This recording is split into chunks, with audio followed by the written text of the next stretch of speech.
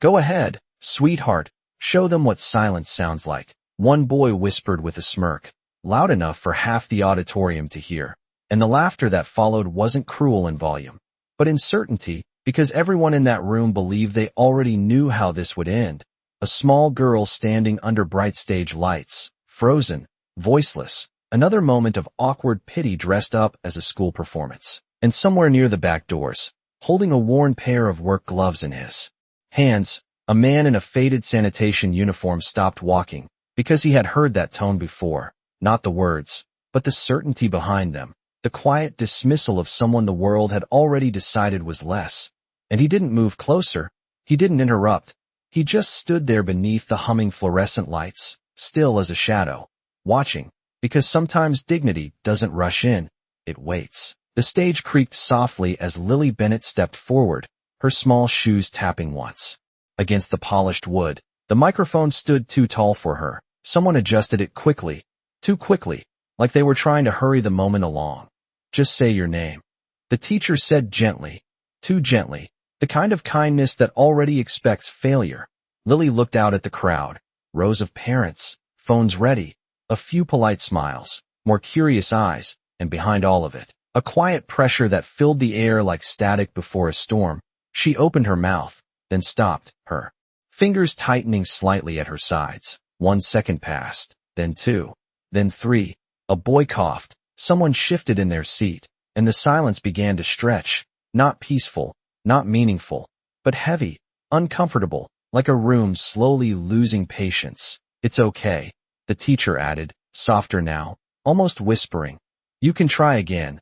But Lily didn't move, didn't speak, didn't even blink, and somewhere in the back, a quiet chuckle slipped out, followed by another, small at first, then spreading, not loud enough to be called cruelty, just enough to be felt, like a bruise forming beneath the surface, and the man by the door lowered his eyes for a moment, not in shame, but in recognition, because he had seen this before, years ago, in a different room, under different lights, when silence wasn't a choice but a prison, and people mistook it for emptiness. He exhaled slowly, the scent of cleaning chemicals still clinging faintly to his jacket, the world around him continuing as if this moment meant nothing, as if this girl's silence was just another minor inconvenience in a neatly scheduled day. But he knew better, because silence wasn't the absence of something, it was the weight of everything unspoken. And as the teacher gently reached for Lily's shoulder, ready to guide her off stage, ready to end the moment before it became too uncomfortable, too real, the man finally looked up again, his eyes steady, calm, not angry, not urgent, just certain, because no one in that room knew who he was. No one knew what he had once fixed, what he had once restored, what he had once brought back from a place deeper than silence. And no one knew that before this day was over, before those same lights dimmed and those same people went home, the sound they would remember most wouldn't be laughter at all.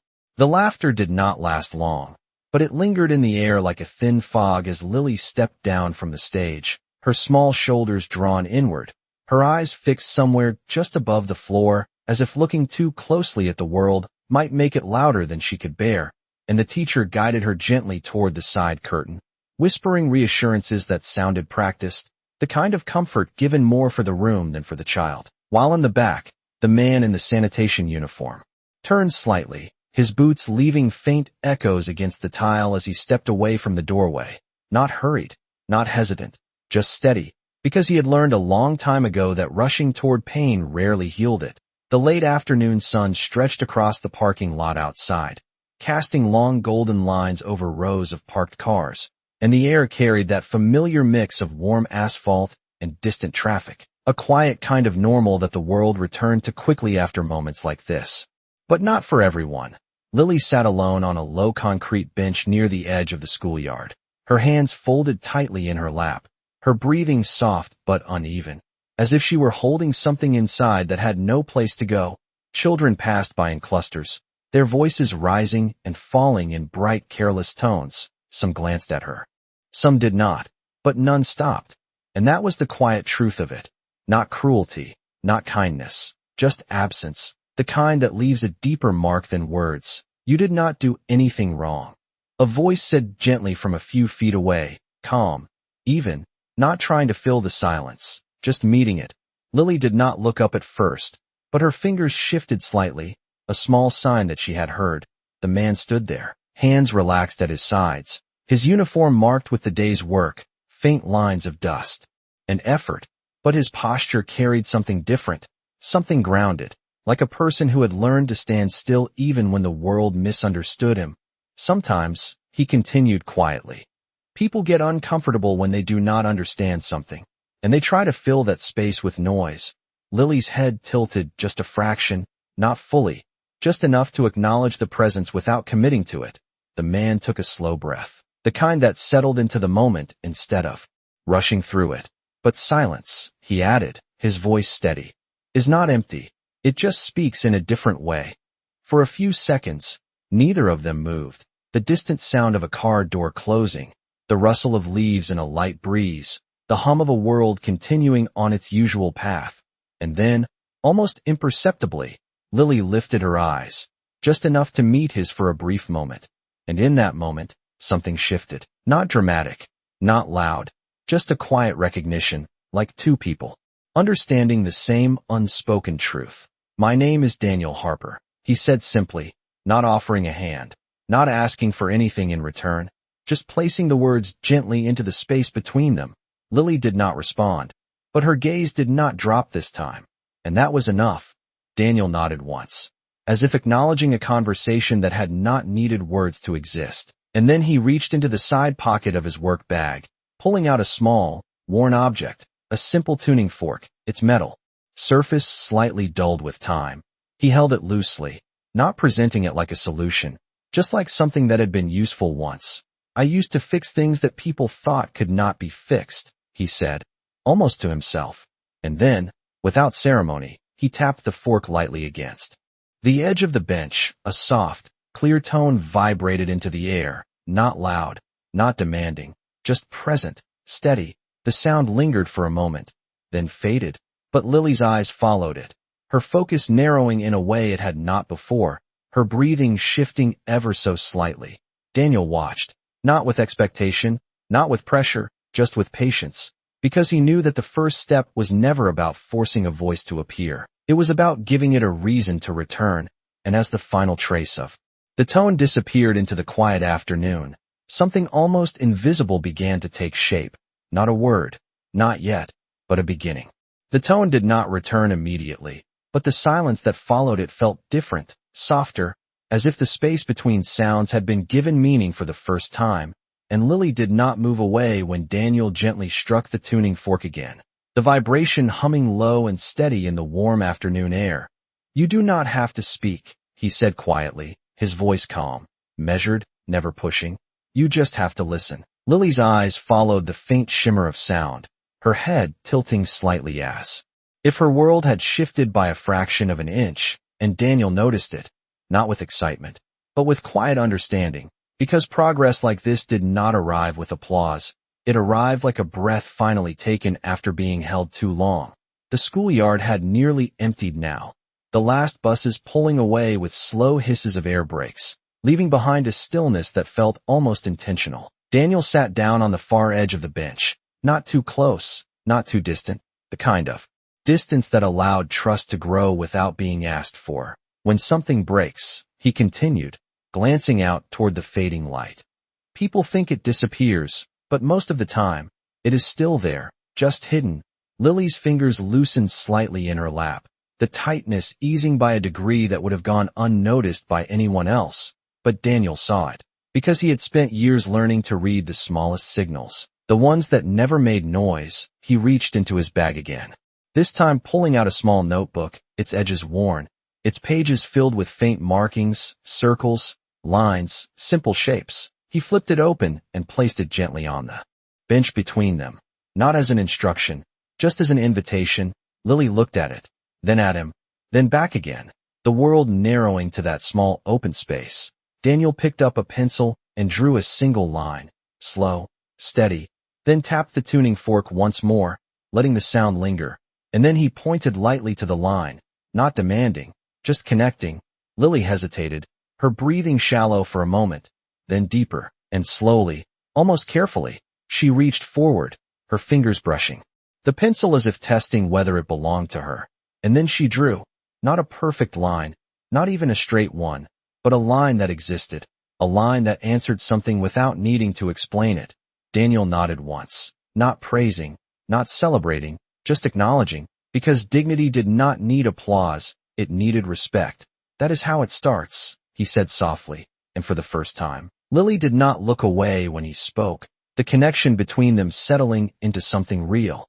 Something steady. Time passed without being counted, the light shifting from gold to a softer gray as evening approached, and the world outside continued its quiet rhythm, unaware that something important had begun on a simple concrete bench.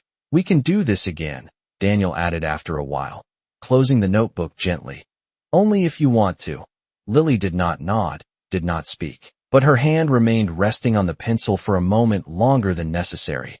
And that was answer enough. Daniel stood slowly, picking up his bag, his movements unhurried. "Tomorrow," he said, not as a command, not even as a plan, just as a possibility. And as he turned to leave, he did not look back immediately, because trust was not built by watching, it was built by giving space. But after a few steps, he paused, just briefly. And in that quiet pause, he heard it. Not a word, not a sound shaped into language, but the faintest exhale that carried intention, the smallest shift from silence toward something more. And Daniel allowed himself the smallest, almost invisible smile, because he knew what no one else in that world yet understood. This was not the end of her silence. This was the beginning of her voice.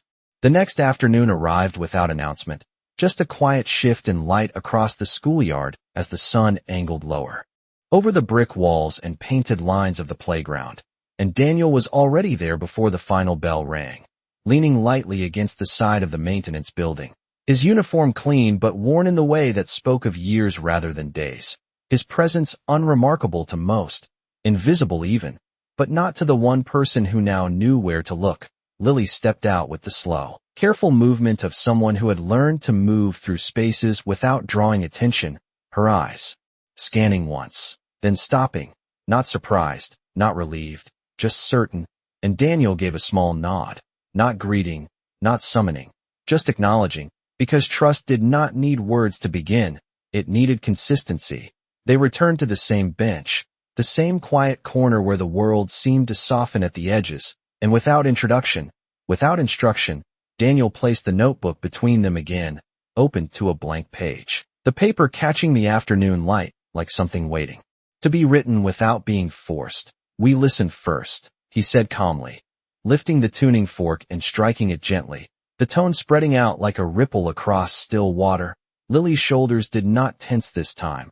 Her breathing steadied sooner, her gaze fixed not on the object but on the space the sound created. And Daniel watched, not searching for progress, just observing presence. He drew a circle this time, slow and deliberate, then tapped the fork again, letting the vibration linger. "Everything has a rhythm," he continued softly. "Even silence." Lily's fingers hovered above the page, hesitating only for a moment before lowering, the pencil moving in a shape that was not quite a circle, not quite a line, but something in between, something that responded rather than copied. Daniel nodded once, the kind of acknowledgement that respected effort without turning it into pressure. Minutes passed like that, small movements, small sounds, each one building something invisible but real, until a shadow stretched across the pavement, long and sharp, interrupting the quiet rhythm they had found. "Lily." A voice called, crisp, controlled, the kind of voice that carried authority even when it was not raised. And Lily froze, not in fear, but in recognition, her hand tightening slightly around the pencil. Daniel turned slowly, his posture unchanged, his expression calm, as a woman approached from the parking lot, her heels clicking in precise rhythm against the concrete, her presence polished, deliberate, every detail of her appearance reflecting a life of order and control. Charlotte Bennett stopped a few feet away, her gaze moving from her daughter to the man beside her, assessing, measuring, not with curiosity, but with judgment. "Who are you?" she asked, not harshly, but with a distance that made the question feel less like inquiry and more like dismissal. Daniel did not stand immediately. He closed the notebook gently, placed the pencil down, then rose to his feet with quiet composure. "My name is Daniel Harper," he replied evenly, his voice steady, respectful, not defensive. Charlotte's eyes flicked briefly to his uniform, taking in the details, the faded fabric, the work gloves tucked into his belt, and something in her expression tightened, not anger, not yet, but disbelief shaped into certainty.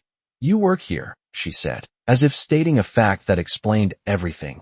Daniel nodded once. "Yes, ma'am," he answered, simple, direct, and for a moment, silence settled between them. But it was not the same silence as before. This one carried tension, expectation, a quiet clash between two very different worlds. Charlotte stepped closer to Lily, placing a hand lightly on her shoulder, a gesture that was protective but firm. "We have specialists," she continued, her tone measured, controlled. "Trained professionals who understand her condition." Her eyes returned to Daniel. "This is not appropriate." Daniel did not react immediately. He did not argue, did not explain. He simply looked at Lily, just for a second, and in that brief glance, something passed between them, something quiet, something steady. "I understand," he said finally, his voice calm, carrying no trace of offense, only acceptance. Charlotte nodded once, as if the matter had been settled, and guided Lily to stand, the moment closing as quickly as it had opened. But as they turned to leave, Lily hesitated, just slightly, her fingers loosening from her mother's hand for a fraction of a second, her eyes flickering back toward the bench, toward the notebook, toward the man who had not asked anything of her. And Daniel saw it, not as resistance, not as defiance, but as something far more important, a choice beginning to form in a place where no one else had thought to look. And he said nothing, because sometimes the strongest thing you can offer is the space for someone to decide who they are becoming. The car door closed with a soft, controlled sound, the kind that did not echo but still marked an ending. And as Charlotte Bennett drove away with her daughter seated quietly beside her, the schoolyard returned to its ordinary rhythm. But something beneath that surface had already begun to shift, because moments like that did not disappear. They settled, they waited, they returned in ways no one could predict. Daniel stood alone for a few seconds after they left, the notebook still resting on the bench, the faint outline of Lily's imperfect shapes catching the last light of the day. And he did not reach for it immediately, because he understood that progress was not something you held on to. It was something you allowed to continue, even in absence. The next morning arrived cool and clear, the kind of early light that made everything feel sharper, more defined. And inside a large glass office building across town, Charlotte sat at the head of a long conference table, her posture straight, her expression composed, numbers and reports laid out in precise order before her. But her focus was not where it should have been, because in the quiet spaces between conversations, she kept seeing it, not the man, not the uniform, but the way her daughter had paused, the way her hand had loosened, the way something almost invisible had begun to change.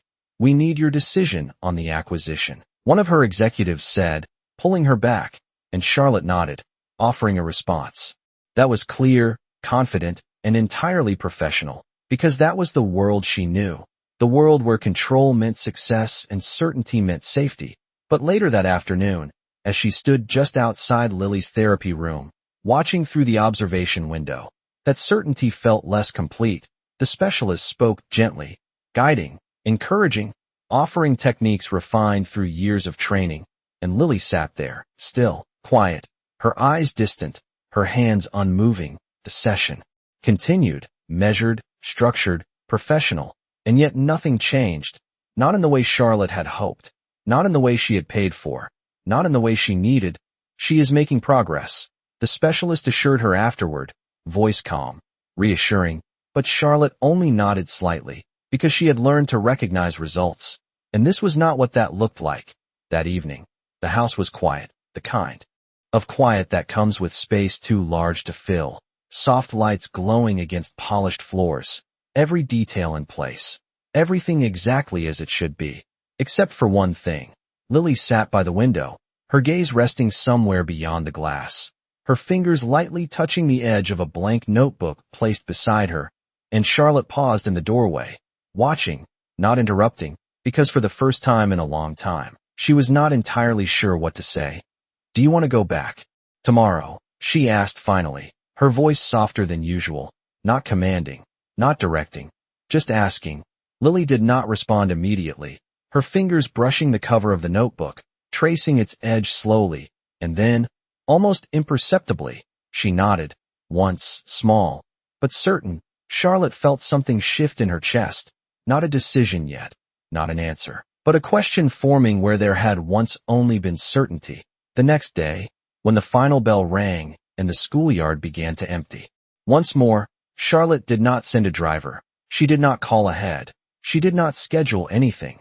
She simply arrived, standing at a distance, watching as Lily walked toward the same quiet corner, the same bench, the same place where something had begun, and Daniel was already there, just as before, not waiting in expectation, just present, as if presence itself was enough. Lily approached, slower this time, more deliberate, her steps carrying intention instead of hesitation, and Daniel gave the same small nod, the same quiet acknowledgement, nothing more, nothing less. Charlotte remained where she was, arms crossed lightly, observing, measuring, questioning, as Daniel opened the notebook again, placed it between them, and struck the tuning fork once more, the soft tone carrying through the air, steady, calm, and Lily did not freeze this time.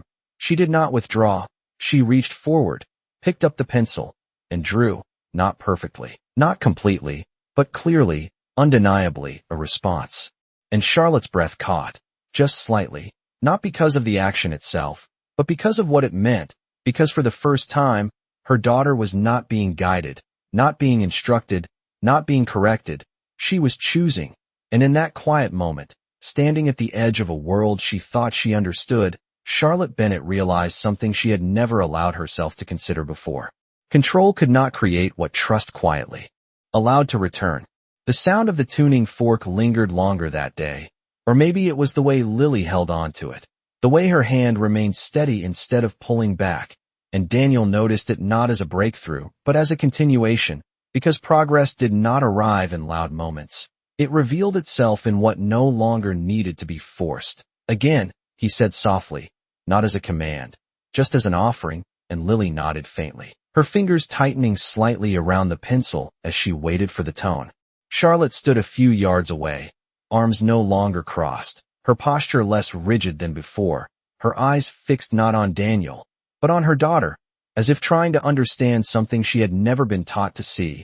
The afternoon light stretched across the pavement, warming the quiet space between them, and Daniel drew another shape, slower this time, a gentle curve, then tapped the fork, the vibration soft but clear. Lily followed, her line steadier now, more intentional, not perfect, but present, and Daniel allowed a small pause to settle between each motion, because silence was not something to be filled, it was something to be respected. Minutes passed, and then something changed, not in movement, not in sound, but in breath. Lily inhaled deeper than before, her chest rising slightly, her lips parting just a fraction, as if something inside her was testing the space beyond silence. Daniel did not react, did not look up, did not interrupt the moment with expectation, because he knew that the first true step toward voice was not speaking, it was choosing to try. You are safe here, he said quietly, his tone even, grounded, and Lily's eyes lifted to meet his, not fully, but enough, and for a second, the world narrowed again to that small, shared understanding. Charlotte took a step forward without realizing it, drawn in not by instruction, but by something deeper, something she could not quantify or control. What are you doing? She asked finally, her voice lower than before, not confrontational, but searching. Daniel turned his head slightly, acknowledging her presence without breaking the moment. Listening. He replied simply. Charlotte frowned faintly, the answer too small for the question she had asked. She has therapists, she said, quieter now, as if the words no longer carried the same certainty. Daniel nodded once. I am not replacing them, he said calmly. I am just giving her a place where she does not have to perform. Charlotte's gaze shifted back to Lily, who was still holding the pencil, still breathing in that slightly deeper rhythm, still present in a way she had not seen before, and something inside her tightened, not in resistance, but in realization, because all the structure, all the expertise, All the carefully designed solutions had asked her daughter to become something. But this man, this quiet, unremarkable man, was allowing her to simply be. Try, Daniel said softly, not to Charlotte, not even fully to Lily, but to the moment itself, and Lily's lips moved, barely, almost imperceptibly, a small shift, a faint tremor of intention. No sound came out. Not yet. But the effort was there, real, undeniable, and Daniel nodded once, as if that alone mattered. That is enough, he said gently. And Lily exhaled, a soft breath that carried more meaning than any word she had ever been asked to say. Charlotte felt her own breath catch, just slightly, her chest tightening in a way she did not expect, because she had spent years building a world where results were measured, visible, undeniable. But here, in this quiet corner of a schoolyard, something invisible was unfolding with more power than anything she could control. The bell for after-school programs rang in the distance, a soft echo across the grounds, and Daniel closed the notebook slowly, not ending the moment, just marking it. Same time tomorrow, he said, again not as a plan, just as a possibility. Lily did not nod this time, but her hand did not release the pencil immediately, her fingers holding onto it for just a second longer than necessary. And Charlotte saw it, truly saw it, not as a small gesture, but as a choice, a quiet, deliberate choice to stay connected to something she had been missing. And as they walked away together, Charlotte did not pull her daughter forward, did not rush her steps. She matched her pace, slower, steadier, and for the first time, she did not try to fill the silence between them, because she was beginning to understand that silence, when held with dignity, was not something to fix. It was something that could lead you exactly where you needed to go. The next few days did not bring dramatic change, and that was exactly why they mattered, because nothing rushed, nothing forced, nothing demanded a result, and yet something kept building, quiet, steady, undeniable, like a rhythm finding its place beneath the noise of the world.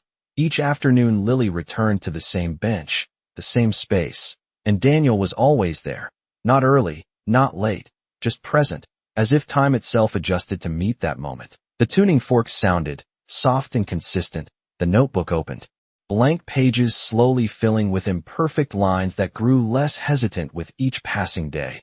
And Charlotte no longer stood at a distance. She sat nearby now, not interrupting, not directing, just watching, learning something she had never been taught in boardrooms or meetings or carefully structured plans, that not everything valuable could be controlled. One afternoon the wind picked up slightly, carrying the scent of freshly cut grass across the schoolyard, the sound of distant traffic, blending into a low, steady hum. And Daniel tapped the tuning fork once more, letting the tones settle into the space between them. Listen, he said quietly, and Lily closed her eyes, just for a moment, her breathing aligning with the faint vibration, her fingers resting lightly on the page instead of gripping it. And Daniel drew a simple pattern, 3 short lines, 1 longer curve, then paused, the silence stretching gently, not empty, but full. Lily opened her eyes and followed, her pencil moving with more certainty now, not copying, but responding, and Charlotte felt something shift again, deeper this time, because this was no longer chance, this was not coincidence, this was something real, something consistent, something she could not explain but could no longer ignore. Why does this work? She asked softly, not demanding an answer, but searching for one. Daniel did not look up immediately. He let the moment finish before responding. Because she is not afraid here, he said. Simply. Charlotte frowned slightly, not in disagreement, but in reflection. She is not afraid with her therapists, she replied, quieter than before. Daniel nodded once. Not afraid of them, he said gently. Afraid of failing them. Charlotte went still at that, the words settling into a place she had kept guarded for years, because she understood expectations, she understood pressure. She understood what it meant to be seen only when you succeeded, and for a moment, she saw her daughter not as someone who needed to be fixed, but as someone who had been trying to meet a standard she never chose. The wind softened, the light shifting again as clouds moved slowly across the sky, and Daniel tapped the tuning fork once more, this time holding it closer, the sound more intimate, more immediate. Lily's lips parted slightly, her breath catching, her chest rising just a little higher than before. and Charlotte leaned forward without realizing it, her focus narrowing completely, the world outside fading into background noise. "You can take your time," Daniel said softly, his voice steady, grounded, and Lily's throat moved. A small, visible effort, her lips forming a shape that almost resembled a sound. Not clear, not complete, but closer than ever before. And then it happened. Not a word. Not yet. But a faint, fragile tone, barely louder than a breath. A sound that existed where silence had always been, and it disappeared almost as quickly as it came. But it was there, real, undeniable, and Daniel nodded once, calm, as if this was exactly what he expected. "That is enough," he said again, and Lily exhaled slowly, her shoulders relaxing, her eyes lifting just slightly, not to the world, but to him, and Charlotte felt something inside her break open, not in pain, but in understanding, because all the years, all the effort, all the control had been searching for this moment, and it had arrived not through force, not through expertise, but through patience, through dignity, through a quiet man who asked for nothing and expected even less. The bell rang again in the distance, marking the end of another ordinary day. But nothing about this moment was ordinary, and as Daniel closed the notebook and stood, preparing to leave as he always did, without ceremony, without recognition, Charlotte spoke, her voice steady but changed. "Will you continue?" she asked, not as an order, not as a request backed by authority, but as something far more rare, something closer to trust. Daniel paused, just for a second, then nodded once. "If she wants to," he said, and Lily, still holding the pencil loosely in her hand, gave the smallest nod, a quiet answer that carried more weight than any spoken word. And in that moment, Charlotte Bennett understood something she had never allowed herself to believe. The impossible does not arrive with force. It arrives when someone finally feels safe enough to try. The announcement came 2 days later, printed in bold letters on white paper and taped across the front entrance of the school. A spring showcase, student performances, families invited, a night meant to celebrate progress, talent, and confidence. And as students gathered around the notice, their voices filled with excitement and curiosity, Lily stood slightly apart, her eyes scanning the words slowly, carefully, as if each line carried more weight than it should, and Charlotte noticed it. Immediately, the subtle tension returning to her daughter's shoulders, the quiet retreat that had once been constant. And for a moment, she hesitated, unsure whether to protect her from it or let her face it. "You do not have to do anything you are not ready for," Charlotte said softly that evening, standing near the kitchen doorway, her voice no longer shaped by control, but by something gentler, something learning. Lily sat at the table, the notebook open in front of her, her pencil resting across the page, her eyes fixed not on the words but somewhere just beyond them. And then, slowly, she looked up, meeting her mother's gaze for a brief second, not long, but enough, and she gave the smallest nod, not certain, not confident, but willing. The next afternoon the air felt different, heavier somehow, as if the coming event had already begun to shape the space around it. Daniel stood by the bench as usual, the tuning fork in his hand, the notebook resting between them, and when Lily arrived, her steps were slower, more deliberate, carrying a weight he had not seen before. "Something changed," he said quietly, not asking, just observing. Lily did not respond with a nod this time, but her grip on the pencil tightened slightly, a small signal that spoke louder than words. Daniel tapped the tuning fork, letting the tone settle. But this time, Lily did not immediately follow, her breathing uneven, her eyes shifting away from the page, and Daniel did not push, did not repeat the action. He simply waited, allowing the silence to expand without pressure. "They want me to stand there again," Lily whispered, the sound so faint it almost disappeared into the air. But it was there, real, unmistakable, her first true word shaped into meaning, and Daniel did not react with surprise, did not interrupt the moment with praise. He simply nodded once, steady, grounded. "And what do you want?" he asked gently. Lily's fingers loosened slightly, her breath catching, then releasing. "I do not want them to laugh," she said, the words fragile, uneven, but clear enough to carry the truth inside them. Charlotte, standing a few steps away, felt her chest tighten, her eyes softening as she heard her daughter's voice not as a miracle, but as something more human, more vulnerable. Daniel tapped the tuning fork again, softer this time, bringing the sound closer. They might, he said calmly, not to discourage, but to prepare. People sometimes laugh when they do not understand what they are seeing. Lily's gaze dropped, her shoulders pulling inward slightly, and Daniel continued, his voice steady. But that does not mean you are wrong for trying. The wind moved gently across the schoolyard, carrying a quiet stillness with it, and Lily lifted her eyes again, this time not to Daniel, but to the space in front of her, as if imagining something beyond the bench, beyond the moment, beyond the fear. If I try, she said slowly, the words forming with effort. Will you be there? Daniel did not hesitate. Yes, he answered simply. And that was enough.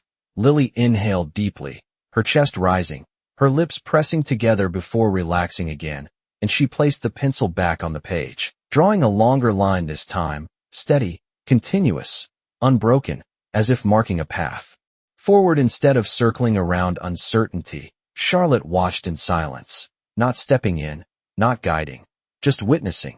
And for the first time, she did not try to remove the fear from her daughter's path, because she was beginning to understand that courage was not the absence of fear, it was the decision to move through it. The bell rang softly in the distance, signaling the end of another day, but this time, it felt like the beginning of something else, something larger, something that would not remain hidden on a quiet bench. And as Daniel closed the notebook and Lily stood beside him, her posture still small but no longer shrinking, the world around them continued as it always had, unaware that in just a few days, under bright lights and quiet expectation, a voice that had once been lost would not only return, it would change the meaning of silence itself. The night of the spring showcase arrived with a quiet kind of anticipation, the school auditorium glowing under warm lights as families filled the rows, their voices blending into a soft hum of expectation, programs folded in hands, phones ready, conversations light, and unaware of what was about to unfold. Backstage, Lily stood near the curtain, her small fingers curled gently at her sides, her breathing slow but uneven, not from fear alone, but from the weight of choosing to step forward. Charlotte stood beside her, not adjusting, not instructing, just present, her hand resting lightly on Lily's shoulder, not guiding, just grounding. You do not have to be perfect, she whispered softly, her voice steady in a way it had never been before. You just have to be you. Lily nodded once, small but certain, and as her name was called, the sound echoing gently across the stage, she stepped forward, the lights catching her in a soft glow, the microphone standing in front of her once. Again, the same place, the same moment, but nothing about it felt the same. The audience settled, the quiet returning, not uncomfortable this time, but expectant, waiting, watching, and somewhere near the back of the room, standing just inside the doorway, Daniel remained still, his presence unnoticed by most, his eyes calm, steady, not searching for outcome, only witnessing the moment. Lily looked out, her gaze moving across the room, not focusing on faces, not searching for approval, until it found him, just for a second, just enough, and he gave the smallest nod, the same one he had always given, nothing more, nothing less, and Lily inhaled, deeper than before, her chest rising, her lips parting, the silence stretching, but this time it did not feel heavy, it felt held, like something waiting to be completed. She began, the word fragile but clear. The room stilled completely. No shifting, no whispering, just stillness, and she paused, her breath catching for a fraction of a second, but she did not retreat, she continued. My name is Lily. The words soft, uneven, but real, and something changed in the air, not loud, not explosive, but undeniable. And then, without looking down, without pulling back, she took another breath, the memory of the tuning fork, the rhythm, the quiet lessons carried into this moment, and she began to hum, the sound faint. At first, almost uncertain, but steady, growing just enough to be heard, not perfect, not polished, but full of something far greater than performance. It was presence, it was courage, it was her, and the room did not laugh. No one moved, no one interrupted. Because something deeper had taken hold, something that did not allow for anything but respect.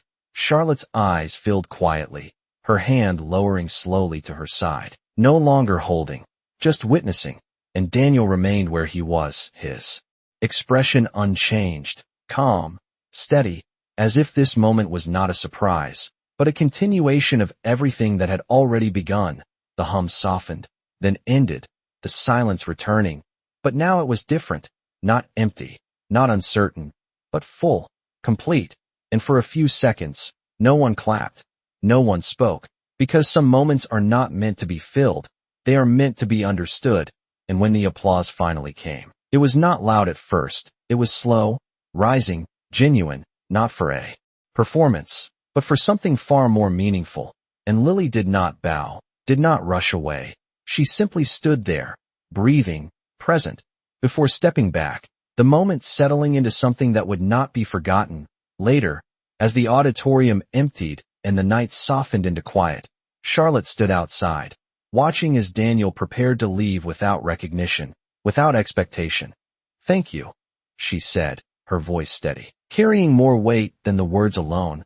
Daniel paused briefly, then nodded once. "She did it," he replied simply, and as he walked away, disappearing into the ordinary rhythm of the world, Charlotte looked back at her daughter, who now stood a little taller, a little steadier, not because she had been fixed, but because she had been seen, and in that quiet understanding, the story found its truth, that dignity does not demand attention, it earns it, that silence is not the absence of a voice, it is the place where a voice begins. And now, as you reflect on this moment, ask yourself, how many voices have we missed because we were too busy listening for noise? And if this story reminded you of the quiet strength that lives in everyday people, consider subscribing, because sometimes the most powerful changes in the world begin not with a shout, but with a single, steady breath.